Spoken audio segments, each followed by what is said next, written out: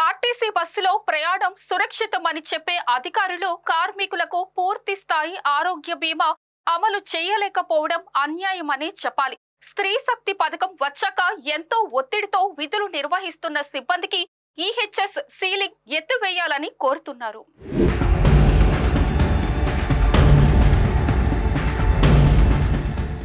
గత వైసీపీ సర్కార్ ఆర్టీసీని ప్రభుత్వంలో విలీనం చేసి కార్మికులకు మేలు చేసినా ఏటా వైద్యంకి 2 లక్షలకు మాత్రమే సీలింగ్ పరిమితం చేయడం వీరికి శాపమనే చెప్పాలి. విశాఖ రీజియన్ పరిధిలో సుమారుగా 1390 మంది డ్రైవర్లు, 1290 మంది కండక్టర్లు, 530 మంది గ్యారేజ్ స్టాఫ్ ఉన్నారు. ఉమ్మడి జిల్లా విశాఖ, అనకాపల్లి, అల్లూరు జిల్లాలుగా విడిపోవడం తెలిసిందే. కానీ 3 జిల్లాలకు విశాఖ ఎంవీపీ కాలనీలో ఒక్క డిస్పెన్సరీ మాత్రమే ఉండడం తీవ్ర దుమారం రేపుతుంది. ఇక్కడ వైద్య అధికారి, ఇతర సిబ్బంది ఆర్టీసీ సిబ్బందికి వైద్య సేవలు అందిస్తున్నారు.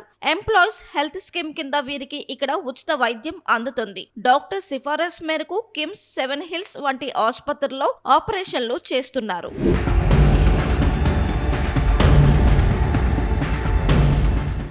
ఆర్టీసీ కార్మికులకు వైద్య బీమా సీలింగ్ ఎత్తివేయాలని ఎన్ఎంయూఏ, ఎంప్లాయీస్ అసోసియేషన్లు డిమాండ్ చేస్తున్నాయి. ఈ మేరకు ఎన్ఎంయూఏ రాష్ట్ర అధ్యక్షుడు వై శ్రీనివాసరావు ఇటీవలే అమరావతిలో బీజేపీ శాసనసభ పక్షనేత, విశాఖ ఉత్తర ఎమ్మెల్యే విష్ణుకుమార్ రాజును కలిసి వైద్య బీమా సీలింగ్ ఎత్తివేయాలని కోరుతూ వినతి పత్రం అందజేశారు. వీరికి పాత వైద్య విధానం పునరుద్ధరించాలని ఆయన కోరారు. ఆర్టీసీ సిబ్బందికి వేలకు నిద్ర, భోజనం లేక తరచూ అనారోగ్యానికి గురవుతున్నారని ఆందోళన వ్యక్తమవుతుంది.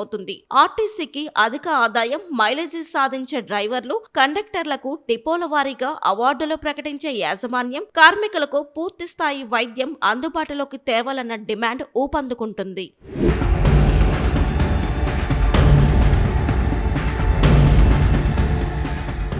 ఆర్టీసీ డ్రైవర్లు, కండక్టర్లకు 50,000 బిల్లు వరకు కేజీహెచ్లో చికిత్సలు చేస్తున్నారు. ఆపై చికిత్సల కోసం రెఫరల్ ఆసుపత్రులకు వెళ్లాల్సి ఉంటుంది.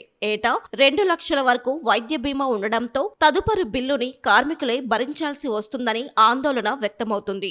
ఆర్టీసీ డిపోలలో తక్కువ వేతనాలతో పనిచేస్తున్న గ్యారేజ్ కార్మికులకు ఈహెచ్ఎస్ సీలింగ్ కారణంగా కొన్ని క్లిష్టమైన వ్యాధులకు వైద్యం కష్టతరంగా మారుతుంది. స్త్రీ శక్తి పథకం వచ్చాక కొన్ని జిల్లాల్లో సిబ్బంది గుండెపోటుతో మరణించడం తెలిసిందే. స్త్రీ శక్తి ఉచిత టికెట్ జారీ కోసం కండక్టర్లు ఏకంగా 9 సార్లు టిమ్ మిషన్లను ఆపరేట్ చేయాల్సి రావడం ఇబ్బందే అని చెప్పాలి.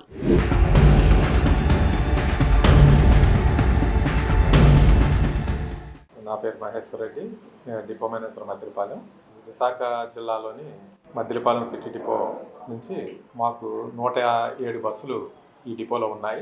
107 బస్సుల్లో 17 మెట్రో ఏసీ సర్వీసులు, ఒక 11 సూపర్ లగ్జరీ సర్వీసులు. ఈ సూపర్ లగ్జరీ సర్వీసులు అమలాపురానికి మ్యాక్సిమం వెళ్తూ ఉంటాయి.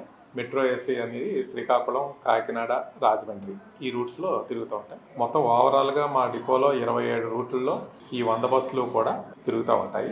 వివిధ రూట్లలో తిరుగుతూ ఉంటాయి. సిటీ రూట్లో వచ్చి దేవరాపల్లి, కొత్త వలస, తగరపు వలస, విజయనగరం ఈ రూట్స్లో మా బస్సులు ఎక్కువగా తిరుగుతూ ఉంటాయి. ఈ లోపల రూట్లైన 69, 52E/G ఆ రూట్స్లో 3 బస్సులు తిరుగుతూ ఉంటాయి.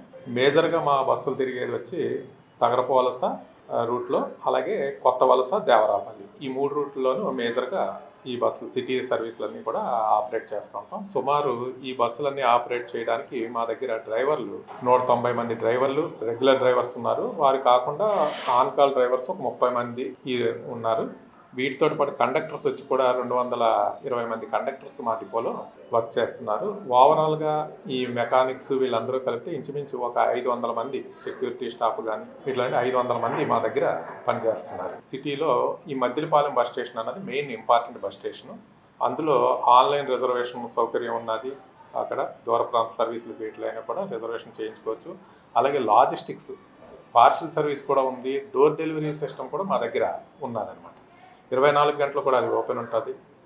అలాగే కాంప్లెక్స్లో కూడా ఈ స్త్రీ శక్తి పథకం వచ్చిన తర్వాత ఈ బాగా ఓఆర్ అనేది చాలా బాగా ఇంప్రూవ్ అయ్యింది. అలాగే డ్రైవర్స్కి రెస్ట్ రూమ్ ఉన్నది. ఈ డ్రైవర్స్కి కూడా ఆర్టీసీ తరపు నుంచి ఈ సౌకర్యం, ఆరోగ్యం సంబంధించి కూడా అవన్నీ కూడా ఎప్పటికప్పుడు టెస్టులు జరుగుతూ ఉంటాయి. వాళ్ళకి ఏదైనా ఆరోగ్యపరంగా ఏదైనా ప్రాబ్లం వచ్చినా కూడా మాకు విశాఖ జిల్లాకు సంబంధించి మద్దిలపాలెం ఎంవిపి బస్ స్టేషన్లో మా డిస్పెన్సరీ ఒకటి ఉన్నది. అక్కడ సీనియర్ మెడికల్ ఆఫీసర్ వారు ఉంటారు. వారితో పాటు ఇంకా స్టాఫ్ అది కూడా మెడికల్ ఆఫీసర్స్ అవన్నీ ఉంటారు.